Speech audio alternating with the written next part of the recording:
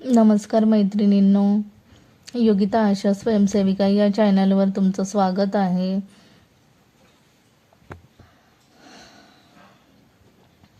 आजच्या या व्हिडिओमध्ये आपण बघणार आहोत किशोरी मुलींची बैठक.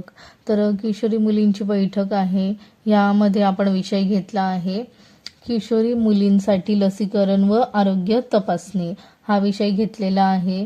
तर आपण किशोरी मुलींची बैठक ह्या टॉपिक्समध्ये थोडाफार माहिती, लसीकरण म्हणजे त्यांच्या साठी जे लसीकरण आहे ते कोणत्या प्रकारचं लस आहेत, परत कोणती आरोग्य तपासणी आहेत, ह्या डिटेल्स बघणार आहोत. त्याआधी माझ्या चॅनलवर नवीन असाल तर माझ्या चॅनलला सबस्क्राईब करायला विसरू नका, जेणेकरून मी दर महिन्याला किशोरी मुलींची बैठक आहे ती पाठवत असते. तर तुम्ही माझ्या चॅनलला लाईक करा, शेअर करा आणि सबस्क्राईब करा आणि शेजारी बेल आयकॉन आहे त्यावर क्लिक करा, जेणेकरून माझे पाठवलेले व्हिडिओ तुम्हाला सर्वप्रथम नोटिफिकेशन मिळेल. तर चला आपण सुरुवात करूया. लसीकरण म्हणजे शरीराला विशिष्ट आजारांपासून संरक्षण देण्यासाठी दिली जाणारी प्रतिबंधात्मक लस. किशोरी मुलींकरिता महत्त्वाच्या लसी आहेत. त्या लसी कोणत्या त्या आपण बघूया. सर्वप्रथम टिटॅनस टीटीची लस आहे. ही लस जखम किंवा संसर्गापासून संरक्षण करण्यासाठी आपण त्यांना देतो, हे आपण त्यांना सांगू शकतो. आणि दुसरं आहे ते रुबेला MRची लस. गर्भ अवस्थेत होणाऱ्या गुंतागुंतीपासून संरक्षण देतात. ही रुबेलाची लस आहे, MRची लस, ज्या गर्भ अवस्थेत होणाऱ्या गुंतागुंतीपासून संरक्षण करण्यासाठी आपण त्या मुलींना लस देत असतो. आणि तिसरी लस आहे ती HPVची लस आहे. म्हणजे ही लस आहे ती भविष्यातील गर्भाशय मुखाच्या कर्करोगापासून संरक्षण देण्यासाठी. आता जो गरोदर मुली आहेत त्यांना जे कर्करोग म्हटलं असतं, कॅन्सरचे जे काही लक्षणं आहेत ते होऊ नये त्यासाठी ही लस शासनाने तयार केलेली आहे, जेणेकरून त्या 14 वयोगटातील मुलींना आपण देत असतो. आणि ही आहे ती HPVची लस आहे.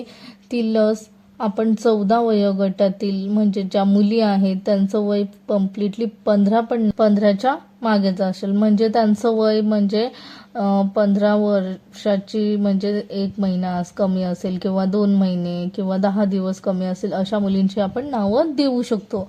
त्यांना ही लस आपण द्यायची आहे. या लसी वेळेवर घेतल्यास गंभीर आजार टाळता येतात आणि भविष्यातील आरोग्य सुरक्षित राहते. आरोग्य तपासणी, हेल्थ चेकअप. नियमित आरोग्य तपासणीमुळे शरीरातील समस्या लवकर ओळखता येतात. तपासणीमध्ये काय पाहतात आपण त्यांना सांगू शकतो. पहिलं, उंची व वजन मोजणे. दुसरं, हिमोग्लोबिन, रक्तातील लोहाचे प्रमाण तपासणे, म्हणजे आपल्या शरीरामध्ये किती रक्त आहे, किती पॉइंट ते आपण तपासू शकतो. आणि तिसरं म्हणजे दृष्टी तपासणी, डोळ्यांची देखील तपासणी करतात. चौथं, त्वचा, केस, नखांची स्थिती, ह्या देखील आपली स्वच्छता आहे की नाही ह्या देखील गोष्टी बघतात. पाचवं, मासिक पाळीतील अडचणी, म्हणजे ज्या मुलीला अडचण असते, म्हणजे 2 महिन्यानंतर येते, काहींना प्रत्येक महिन्यात येते, काहींना जास्त त्रास होतो, काही यांचं ब्लड जास्त डार्क रेड असतं, काही यांचं थोडा कलर चेंजेस, म्हणजे असे काही जे प्रॉब्लेम्स आहेत त्या आपण आरोग्य तपासणी म्हणू शकतो. जर रक्तक्षय अनियमित आढळला तर आयर्न, फॉलिक ॲसिडच्या गोळ्या दिल्या जातात. ज्या किशोरी मुली आहेत त्यांच्या देखील तपासणी होत असते. आपण त्यांना सांगायचं आहे आपल्या उपकेंद्रामध्ये. तर त्या मुलींचं वजन, उंची, हिमोग्लोबिन, डोळ्यांची तपासणी, ह्या सगळ्या गोष्टी आहेत त्या आपण त्यांना सांगायच्या आहेत. जर तुम्हाला असे काही प्रॉब्लेम असेल किंवा तर आपण आपल्या उपकेंद्रामध्ये देखील जाऊ शकतो. तिथे समस्या, अडचणी ज्या काय असेल त्या आपण प्रत्येक गोष्टीवर आपल्याला उपाय आहे असं त्यांना आपण देखील समजावून सांगू शकतो. लसीकरण व तपासणीचे फायदे. म्हणजे आपण लसीकरण व तपासणीचे फायदे त्यांना सांगू शकतो. पहिलं, आजारापासून संरक्षण, आणि दुसरं, आरोग्य समस्या लवकर ओळखता येतात. आरोग्य समस्या आता तुम्हाला मगाशीच सांगितलं, पाळीचं देखील किंवा इतर आजार देखील असू शकतात. तिसरं, भविष्यातील मातृत्व सुरक्षित राहते. आपण मगाशी ती लस बघितलं त्या बाबतीत आहे, जे मातृत्व सुरक्षित राहते. आणि चौथं, आत्मविश्वास वाढतो. म्हणजे आपण आता सगळ्या लशी घेतल्या आहेत, आपल्याला कोणत्याही प्रकारचा आजार होणार नाही, म्हणजे तो कॉन्फिडन्स आपण त्यांना सांगू शकतो.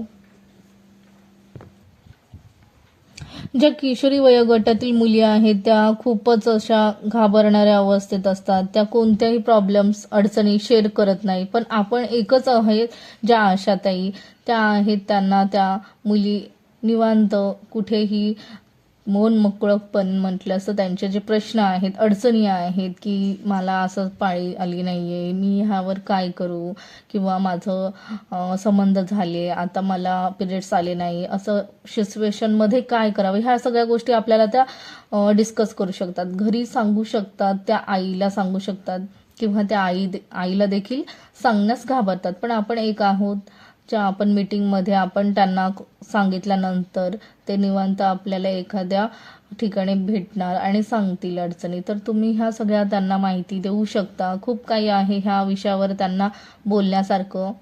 तर किशोरी मुलींची बैठक आहे, ती तुम्हाला आवडली असेल तर माझ्या चॅनलला लाईक करा, शेअर करा आणि सबस्क्राईब करा. मी दर महिन्याला किशोरी मुलींची बैठक, परत माता बैठक, परत VSNची बैठक, अशा बैठकी आहेत त्या मी दर महिन्याला पाठवत असते. तर तुम्हाला असेच व्हिडिओ दर महिन्याला बघण्यासाठी माझ्या चॅनलला सबस्क्राईब करा, शेजारी बेल आयकॉनवर क्लिक करा, जेणेकरून तुम्हाला सर्वप्रथम माझ्या पाठवलेल्या व्हिडिओचे नोटिफिकेशन मिळेल. थँक्यू.